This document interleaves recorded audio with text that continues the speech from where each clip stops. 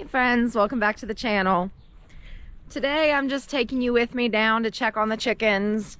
It's about, I don't know, 2 p.m. I usually like to come down here around this time to make sure they still are full up on food and water and do an egg check. But today I'm also gonna try and get the pitchfork and pitchfork up some of their ground material here in their run, since it gets pretty caked, especially when it rains, and we'd gotten so much rain here recently, really. It's finally started to dry out to the point where I can try and pitchfork up some of it so that they can do some kicking around and some hunting, you know, be chickens until we get our chicken tunnel done. We have started to work on that. It's kind of hard to see because it kind of blends in, but we've got a chicken wire tunnel here started, and I'd say it'll probably go along around this tree a little bit and maybe come around to where we've got some tires. They used to really enjoy getting in those tires and doing some dirt baths in there, so we'll probably try and incorporate those somehow. But hopefully here within the next week or so we can finish this project. And what we'll do on this side of the run, we'll just end up cutting a hole in the fence, and we'll have it to where we can block it off at night, or if we don't want them going out into the tunnel. That way predators, if they're able to get into the tunnel at night, like raccoons or something, they won't actually be able to get access to the run into the coop that way. So I'm excited. Definitely, I think that they're really gonna like it. To finally be able to get back out and explore the yard. It's probably been one of my biggest struggles, having chickens and having to keep them in their coop and run. Again, just because our area here is so hawk heavy, and there's really nothing you can do to protect chickens from a hawk if they want it. And you know, if one hawk knows that there's food available, it's gonna come back and probably bring its friends with it. So we'll just stick to doing it this way, keep the girls safe, and keep Mama Bear's peace of mind at a good, even level there. So, all right, let's go see the chickens, see what they're up to. Hi, ladies. Hi, Goldie. Oats? All right. Noticed that their water was a little low. What are you doing, ladies? Why are y'all being shy?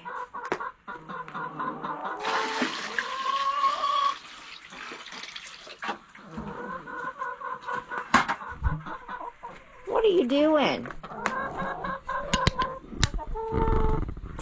And their water bucket here, I just emptied it out and scrubbed it out yesterday. A couple times a week I'll do that, take it out completely, dump it out, and get it good and scrubbed. We do have some hanging waterers that we might get in here. You can see Dirk is in the process of getting the feeders hung. I've been using just this one here, and it's been doing fine, but you know, if we get these cool old metal feeders hung, it just helps reduce the risk of or loss of feed, less wasteful. So, and it looks pretty cool. But we may play around with getting some waterers hung. It's just with having 32 hens and a rooster in here, it's a lot easier just to come in here and be able to tote my bucket down here and just fill it up that way, and not have to take a waterer down every time I do it. So we'll see. It might be something I play around with.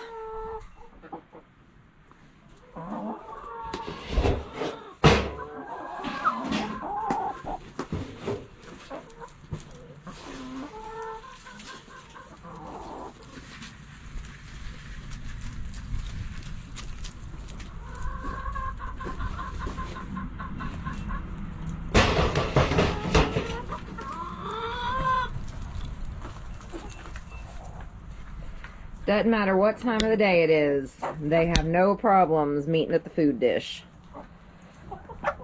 I was gonna wait for Dirk to try and get the manure belt down, but I actually think I'm gonna go ahead and try and take it down now. I just may have to leave it on the ground and have him help me roll it back up, but we'll see. The only reason that the manure belt's up there now was to give them some wind block during the winter, to keep it a little bit warmer in there. But we don't really want to leave the wind block, that manure belt, up when the weather starts to get warmer, because it's just gonna create some extra heat in there. It won't let the air circulation flow through as easily. And you know, chickens maintain an internal body temperature of over 100 degrees, so I want to keep the girls as cool as possible this summer. So let's see if we can go ahead and get it taken down, go ahead and get them that airflow through there.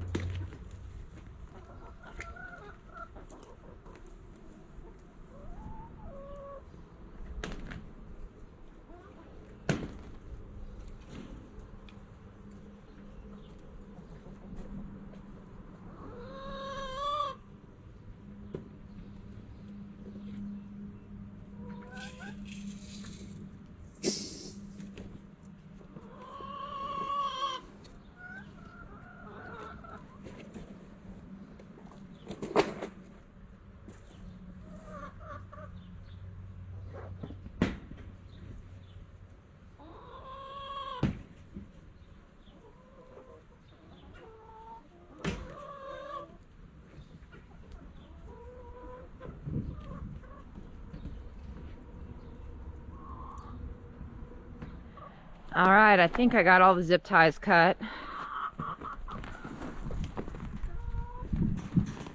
Now don't freak out, ladies.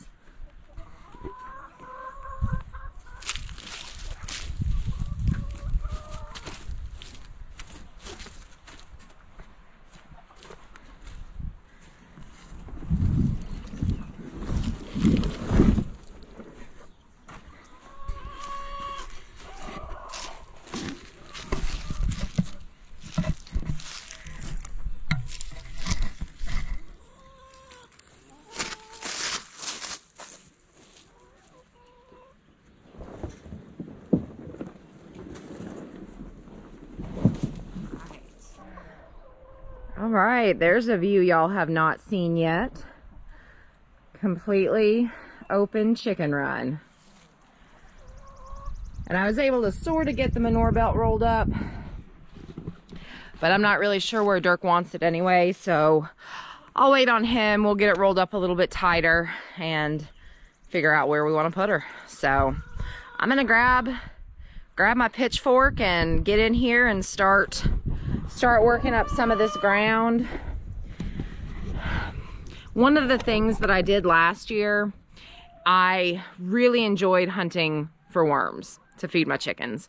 And in one of the gardens, before we had stuff planted, when weeds would come up, I would just pull the weeds up, and anything attached to them, dirt included, I would just toss in here for the girls. They would love eating the weeds and any worms that were attached to the roots. By doing so, I incorporated a lot of mud and dirt into the wood chips that we had as their base here in the run, and it did some things that weren't really great. I think that if I hadn't done that, I wouldn't be having as many issues with everything being so caked up. Now granted, some of that is going to be their poop and everything, and ground that washes down in here when it rains and everything like that. So, but just something different that I'm going to be doing next year, or this year rather, because hopefully once the weather starts to continue to get warm, we'll be able to get in another load of wood chips or mulch down here and go ahead and get the majority of what's in here removed and get them some new bedding laid. Same thing I want to do with the coop. I want to get some sand put in there in place of the hay that I've been using. So, but in the meantime, let's go ahead and dig up some dirt for them, get them working.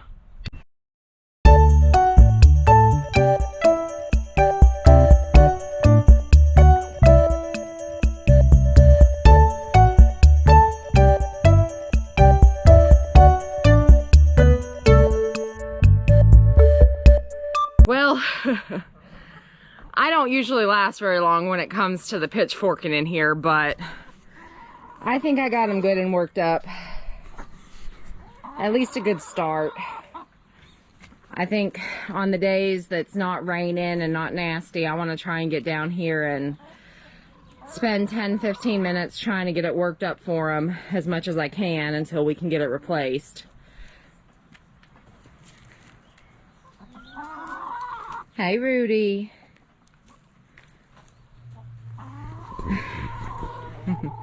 So they're hard at work, and then some of the others are still in the feed barn, just taking advantage of the not fully at capacity feeder. So I'm gonna get out of here, go ahead and get my egg apron on, and we're gonna go check some eggs. All right, egg apron is on, and let's go see what the girls have done for us today so far. I only collected 2 this morning. Hi, sweetie. You laying me one right now? I'll leave you alone. All right. So I got 1. It's a pretty big brown egg. That's either one of the Banny eggs or one of the, oh goodness, now I can't remember their name. Fluffy butts. Oh, I forget their name. The Orpingtons. They lay surprisingly small eggs for how big they are.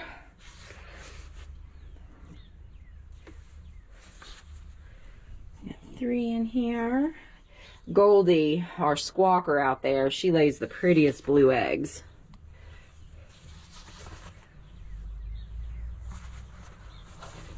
I see you in there, Toopy. You can make noises at me all you want. I know you're not laying me an egg. I know you're trying to get broody on me.